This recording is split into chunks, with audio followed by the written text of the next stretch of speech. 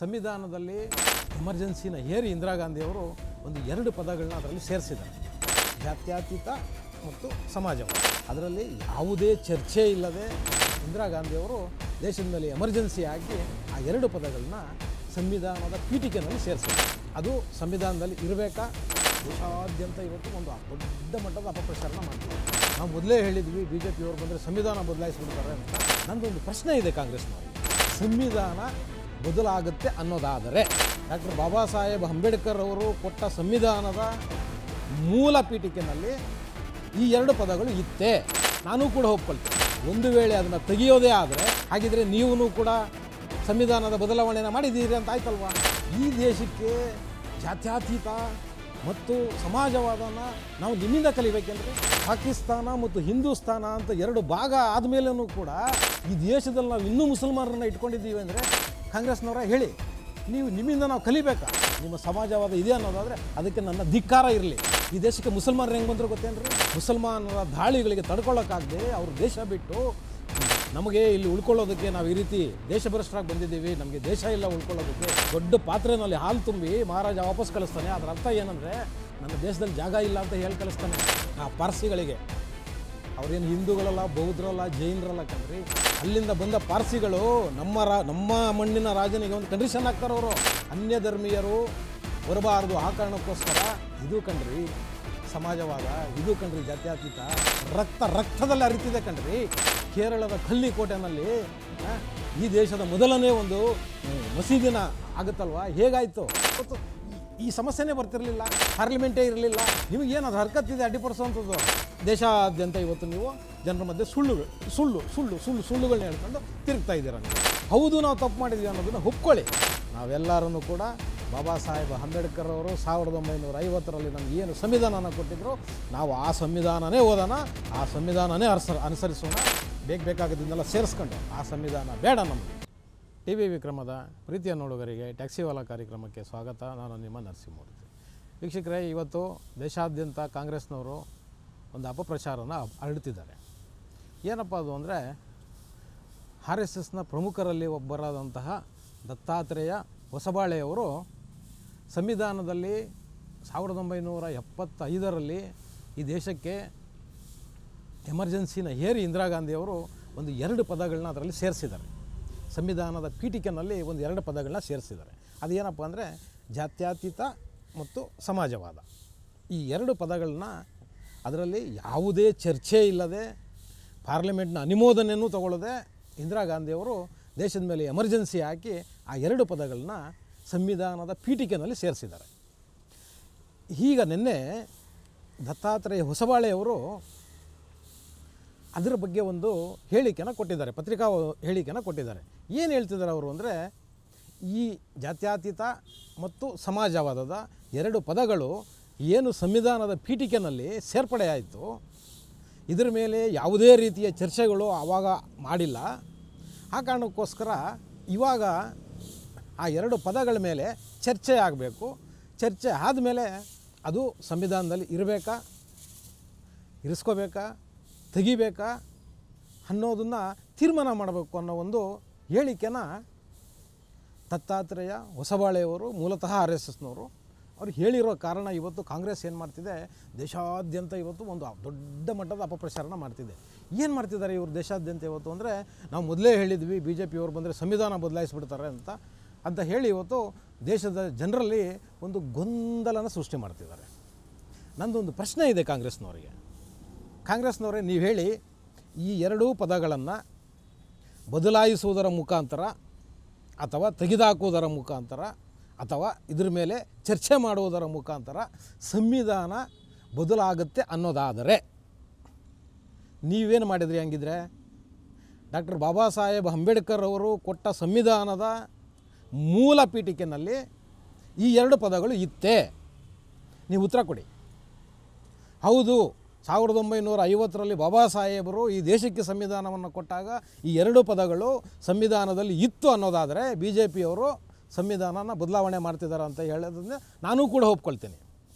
ಈ 2 ಪದಗಳು ಅಂಬೇಡ್ಕರ್ ಅವರು ಕೊಟ್ಟಿರಲಿಲ್ಲ. ಇದನ್ನು 75ರಲ್ಲಿ ಅಸಂವಿಧಾನಿಕವಾಗಿ ನಾವು ಇದನ್ನು ಸೇರಿಸಿದ್ವಿ ಅಂತ ನೀವು ಕಾಂಗ್ರೆಸ್ನವ್ರು ಒಪ್ಕೊಳ್ಳೋದಾದರೆ BJPಯವರು ಈಗ ಅದನ್ನು ತೆಗಿಯೋದಾದರೆ, ಅವ್ರಿನ್ನೂ ತೆಗಿತೀನಿ ಅಂತ ಹೇಳಿಲ್ಲ, ಚರ್ಚೆ ಆಗಬೇಕು ಅಂತ ಹೇಳ್ತಿದ್ದಾರೆ. ಒಂದು ವೇಳೆ ಅದನ್ನು ತೆಗಿಯೋದೇ ಆದರೆ ಅಸಂವಿಧಾನಿಕ ಹೆಂಗಾಗತ್ತೆ? ಹಾಂ ಹೇಳಿ, ಸಂವಿಧಾನದ ಬದಲಾಯಿಸಿದ್ದು ಹೆಂಗಾಗತ್ತೆ? ಯಾಕೆಂದರೆ ಅದು ನೀವು ಸೇರಿಸಿದ್ದಲ್ವ. ಹಾಗಿದ್ರೆ ನೀವೂ ಕೂಡ ಸಂವಿಧಾನದ ಬದಲಾವಣೆಯನ್ನು ಮಾಡಿದ್ದೀರಿ ಅಂತ ಆಯ್ತಲ್ವಾ, ಒಪ್ಕೊಳ್ಬೇಕಲ್ವಾ? ನೀವು ಹೌದು ಅಥವಾ ಇಲ್ಲ ಎರಡರಲ್ಲಿ ಏನಕ್ಕಾದ್ರೂ ಉತ್ತರ ಕೊಡಬೇಕು. ಹೌದು, ಉತ್ತರ ಕೊಡಲೇಬೇಕು ನೀವು. ಈ ದೇಶಕ್ಕೆ ಜಾತ್ಯತೀತ ಮತ್ತು ಸಮಾಜವಾದನ ನಾವು ನಿಮ್ಮಿಂದ ಕಲಿಬೇಕೇನ್ರಿ? ಹಾಂ, ಕಾಂಗ್ರೆಸ್ನವರೇ ನಿಮ್ಮಿಂದ ಕಲಿಬೇಕಾ?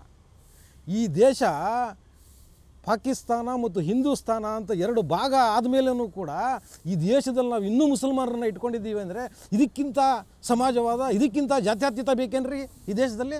ಹಾಂ, ಇದ್ರ ಪಾಠನ ನೀವು ನಮ್ಗೆ ಹೇಳ್ಕೊಡ್ಬೇಕಾ? ಹಾಂ, ಕಾಂಗ್ರೆಸ್ನವರ ಹೇಳಿ, ನೀವು ನಿಮ್ಮಿಂದ ನಾವು ಕಲಿಬೇಕಾ ಜಾತ್ಯತೀತವಾದ, ಸಮಾಜವಾದನ?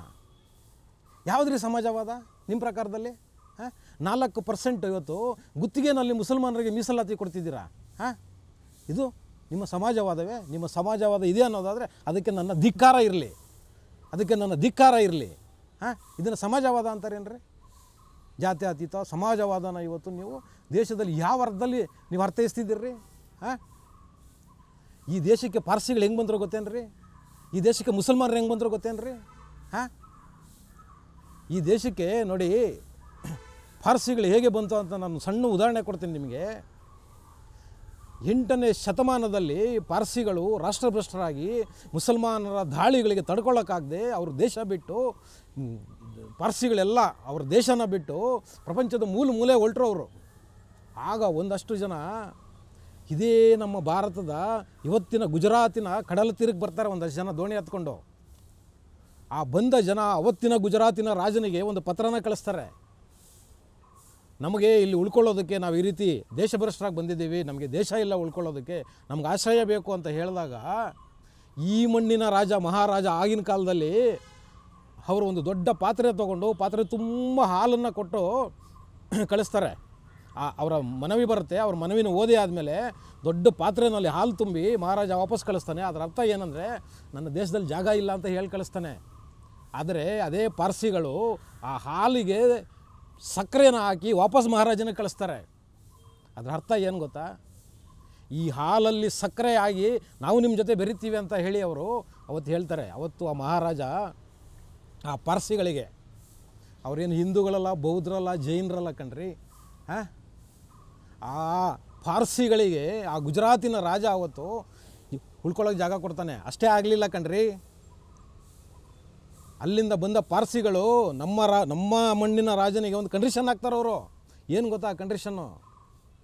ನಾವು ಅಗ್ನಿ ಆರಾಧಕರು, ಅಗ್ನಿಹೋತ್ರೆ ಮಾಡ್ತೀವಿ ನಾವು, ನಮಗೆ ಆ ಅಗ್ನಿನ ಪೂಜೆ ಮಾಡೋವಂಥ ಒಂದು ಜಾಗದಲ್ಲಿ ನಮಗೆ 3 ಕಿಲೋಮೀಟ್ರ್ ದೂರ ಅನ್ಯ ಧರ್ಮೀಯರು ಬರಬಾರ್ದು, ಆ ಕಾರಣಕ್ಕೋಸ್ಕರ ನಮಗೆ ನೀವು ಅದನ್ನು ಅವಕಾಶ ಮಾಡಿಕೊಡ್ಬೇಕು ಅಂತ ಹೇಳಿದಾಗ ನಮ್ಮ ರಾಜ ಆ ಪಾರ್ಸಿಗಳಿಗೆ ಏನೋ ಒಂದು ಜಾಗ ಕೊಟ್ಟಿರ್ತಾರೆ ಅವರು, ಅವರ ಅಗ್ನಿನ ಪೂಜೆ ಮಾಡೋ ಅಂಥ ಜಾಗ. ಅಲ್ಲಿಂದ 3 ಕಿಲೋಮೀಟ್ರು ಯಾರು ಬೇರೆ ಧರ್ಮದವ್ರು ಹೋಗಬಾರದು ಅಂತ ಆಜ್ಞೆ ಮಾಡ್ತಾರ್ರಿ. ಇದು ಕಣ್ರಿ ಸಮಾಜವಾದ, ಇದು ಕಣ್ರಿ ಜಾತ್ಯತೀತ. ನೀವು ಇವತ್ತು ಅರ್ಥೈಸ್ತಿರೋ ಜಾತ್ಯತೀತ ಅಲ್ಲ. ಇನ್ನೂ ಒಂದು ಉದಾಹರಣೆ ಕೊಡ್ತೀನಿ ನಾನು. ಈ ದೇಶದ ಜಾತ್ಯತೀತೆ ಹೇಗಿದೆ ಅಂದರೆ, ಈ ದೇಶದ ಜಾತ್ಯತೀತ, ಈ ದೇಶದ ಸಮಾಜವಾದ ನಮ್ಮ ರಕ್ತದಲ್ಲೇ ಇದೆ ಕಣ್ರಿ, ನಮ್ಮ ರಕ್ತದಲ್ಲೇ ಇದೆ, ರಕ್ತದಲ್ಲೇ ಅರಿತಿದೆ ಕಣ್ರಿ. ಹಾಂ, ರಕ್ತನೇ ಗೊತ್ತಿಲ್ಲದಿರೋ ನಿಮಗೇನು ಅರ್ಥ ಆಗುತ್ತೆ? ಹಾಂ, ನಿಮಗೇನು ಅರ್ಥ ಆಗುತ್ತೆ ಕಾಂಗ್ರೆಸ್ನವ್ರಿಗೆ? ಹಾಂ, ಈ ದೇಶಕ್ಕೆ ಹೇಗ್ರಿ ಮುಸಲ್ಮಾನರು ಬಂದರು? ಹಾಂ, ಕೇರಳದ ಕಲ್ಲಿಕೋಟೆನಲ್ಲಿ ಈ ದೇಶದ ಮೊದಲನೇ ಒಂದು ಮಸೀದಿನ ಆಗುತ್ತಲ್ವ, ಹೇಗಾಯಿತು? ಹಾಂ, ಒಂದಷ್ಟು ಜನ ಮೊಹಮ್ಮದ್ ಪೈಗಂಬರರ ಅನುಯಾಯಿಗಳು ಭಾರತಕ್ಕೆ ಬರ್ತಾರೆ. ಮುಸಲ್ಮಾನರು ಭಾರತಕ್ಕೆ ಬಂದು ಅವತ್ತಿನ ಕಲ್ಲಿಕೋಟೆಯ ರಾಜನ ಹತ್ರ ಒಂದು ಮನವಿನ ಕೊಡ್ತಾರೆ. ಮೊಹಮ್ಮದ್ ಪೈಗಂಬರ್ ಅಂತ ಒಬ್ಬ ಧರ್ಮಗುರು ಒಂದು ಪಂಥನ ಶುರು ಮಾಡಿದ್ದಾರೆ, ನಿರಾಕಾರ ಪಂಥನ ಶುರು ಮಾಡಿದ್ದಾರೆ. ನಾವು ಅವರ ಅನುಯಾಯಿಗಳು ಅದನ್ನು ನಾವು ಪ್ರೇಯರ್ ಮಾಡೋದಕ್ಕೆ ಒಂದು ಜಾಗ ಬೇಕು ಅಂತ ಹೇಳ್ಬಿಟ್ಟು ಮುಸಲ್ಮಾನರು ಕೇಳಿದಾಗ ಕೇರಳದ ಅವತ್ತಿನ ಕಲ್ಲಿಕೋಟೆಯ ರಾಜ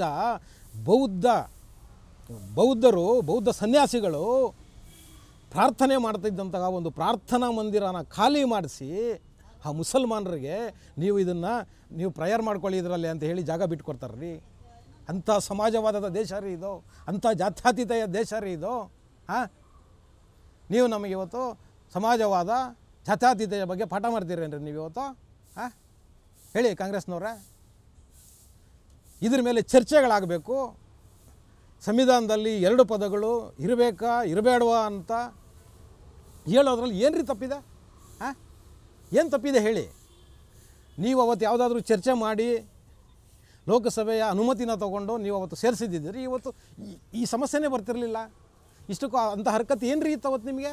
ಹಾಂ, ಪಾರ್ಲಿಮೆಂಟ್ ಇರಲಿಲ್ಲ, ಪಾರ್ಲಿಮೆಂಟ್ ಅಮಾನತಲ್ಲಿತ್ತು ದೇಶದ ಮೇಲೆ, ನೀವು ಎಮರ್ಜೆನ್ಸಿ ಏರಿದ್ರಿ, ಪಾರ್ಲಿಮೆಂಟೇ ಇರಲಿಲ್ಲ. ಮತ್ತು ಪಾರ್ಲಿಮೆಂಟೇ ಇಲ್ಲಾಂದರೆ ಚರ್ಚೆಗಳು ಹೆಂಗೆ ಆಗೋಕ್ಕೆ ಸಾಧ್ಯ ಇದೆ?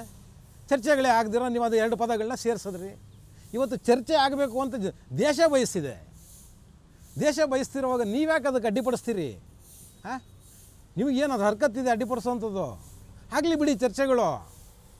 ಇದ್ರ ಮೇಲೆ ಹಿಂದೆನೂ ಚರ್ಚೆ ಆಗಿದೆ. ಬಾಬಾ ಸಾಹೇಬ್ ಅಂಬೇಡ್ಕರ್ ಅವರು ಸಂವಿಧಾನ ಬರೆದಾಗಲೂ ಇದ್ರ ಮೇಲೆ ಚರ್ಚೆಗಳಾಗಿದೆ. ಅವತ್ತು ಬಿಟ್ಟಿದ್ರು ಬೇಡ ಅಂತ, ನೀವು ಯಾವ ಕಾರಣಕ್ಕೆ ಸೇರಿಸ್ಕೊಂಡಿದ್ದೀರೋ ಗೊತ್ತಿಲ್ಲ. ಇವತ್ತು ಚರ್ಚೆ ಆಗಬೇಕು ಅಂತ ಸಮಾಜ ಬಯಸ್ತಿದೆ, ಸೊಸೈಟಿ ಬಯಸ್ತಿದೆ ಕಣ್ರಿ. ಆಗಲಿ, ನೀವು ಸೇರ್ಕೊಳ್ಳಿ, ಅದರಲ್ಲಿ ನಿಮ್ಮ ವಾದನೂ ಮಂಡಿಸಿ. ಯಾಕೆ ನಿಮ್ಮ ಹತ್ರ ವಿಷಯ ಇಲ್ಲ? ನಿಮ್ಮ ಪೂರ್ವಿಕರು ಸೇರಿಸಿದ್ದಾರೆ, ಮುಂದುವರಿಸಬೇಕು ಅಷ್ಟೇ ತಾನೇ ನಿಮ್ಮ ವಾದ, ಬೇರೆ ಇನ್ನೇನು ಇಲ್ವಲ್ಲ. ಮತ್ತು ನೋಡಿ, ಹೊಸಬಾಳೆಯವರು ತುಂಬ ಸ್ಪಷ್ಟವಾಗಿ ಹೇಳಿದ್ದಾರೆ. ಅವರೆಲ್ಲೂ ಕೂಡ ಇದನ್ನು ಬದಲಿಸಬೇಕು ಅಂತ ಹೇಳಿಲ್ಲ. ಅವ್ರು ಹೇಳಿರೋದು ಇದ್ರ ಮೇಲೆ ಹಿಂದೆ ಚರ್ಚೆಗಳಾಗಿಲ್ಲ, ಚರ್ಚೆಗಳಾಗಲಿ, ಒಂದು ಒಳ್ಳೆ ಚರ್ಚೆಗಳಾಗಲಿ, ಬೇಕು ಬೇಡ ಇಟ್ಕೋಬೇಕು ತೆಗಿಬೇಕು ಅನ್ನೋದನ್ನು ಚರ್ಚೆ ಆದಮೇಲೆ ತೀರ್ಮಾನ ಮಾಡೋಣ ಅಂತ ಹೇಳಿರೋದು. ಆದರೆ ಇವತ್ತು ನೀವೇನು ಮಾಡ್ತಿದ್ದೀರಿ? ದೇಶಾದ್ಯಂತ ಇವತ್ತು ನೀವು ಜನರ ಮಧ್ಯೆ ಸುಳ್ಳುಗಳನ್ನ ಹೇಳ್ಕೊಂಡು ತಿರುಗ್ತಾ ಇದ್ದೀರಾ ನೀವು. ಇವತ್ತು ಸಂವಿಧಾನ ಬದಲಾಯಿಸ್ಬಿಡ್ತಾರೆ BJP ಅವರು, ನಾವು ಮೊದಲೇ ಹೇಳಿದ್ವಿ ಸಂವಿಧಾನ ಬದಲಾಯಿಸ್ಬಿಡ್ತಾರೆ ಅಂತ ಹೇಳ್ಬಿಟ್ಟು. ಈ ಥರದ ಸುಳ್ಳುಗಳನ್ನು ಹೇಳೋದ್ರ ಮುಖಾಂತರ ನೀವು ಇವತ್ತು ಜನರಲ್ಲಿ ಒಂದು ಕೆಟ್ಟ ಅಭಿಪ್ರಾಯನ ಕೇಂದ್ರ ಸರ್ಕಾರದ ಮೇಲೆ ಬರೆಸ್ತಾ ಇದ್ದೀರಿ. ಇದೇ ಅಲ್ವಾ ನೀವು ಮಾಡ್ತಿರೋದು? ಜನಗಳಿಗೆ ನಿಜಾನ ಹೇಳಿ, ಏನು ಸತ್ಯಾಂಶ ಇದೆ ಸತ್ಯಾಂಶನ ಹೇಳಿ, ಮತ್ತು ಹಿಂದೆ ನೀವುಗಳು ಏನು ತಪ್ಪುಗಳನ್ನ ಮಾಡಿದ್ರಿ ಆ ತಪ್ಪು ಹೌದು ನಾವು ತಪ್ಪು ಮಾಡಿದ್ವಿ ಅನ್ನೋದನ್ನು ಒಪ್ಕೊಳ್ಳಿ. ಆ ಒಂದು ದೊಡ್ಡತನನ ಬೆಳೆಸ್ಕೊಳ್ಳಿ. ಅದನ್ನು ಬಿಟ್ಬಿಟ್ಟು ನೀವು ಸುಳ್ಳು ಹೇಳ್ತಿದ್ದಾರೆ ಇವರು, ಸಂವಿಧಾನನ ಬದಲಿಸ್ಬಿಡ್ತಾರೆ ಇವರು ಅಂತ ಎಲ್ಲ ಹೇಳೋದ್ರಲ್ಲಿ ಯಾವ ಅರ್ಥವೂ ಇಲ್ಲ. ನಿಮ್ಮ ಪೂರ್ವಿಕರು ಮಾಡಿರೋ ತಪ್ಪನ್ನು ಅಟ್ಲೀಸ್ಟ್ ನೀವಾದರೂ ಒಪ್ಕೊಂಡು ಅದನ್ನು ಸರಿ ಮಾಡೋ ಕೆಲಸನ ಮಾಡಿ. ಮತ್ತು ನಾನು ನನ್ನ ಮನವಿ ಕಳಕಳಿ ನನ್ನ ಪ್ರೇಕ್ಷಕರಲ್ಲಿ ಏನಂದರೆ, ನಾವೆಲ್ಲನೂ ಕೂಡ ಬಾಬಾ ಸಾಹೇಬ್ ಅಂಬೇಡ್ಕರ್ ಅವರ ಸಂವಿಧಾನದ ಅಡಿನಲ್ಲೇ ಬದುಕ್ತಿರೋದು.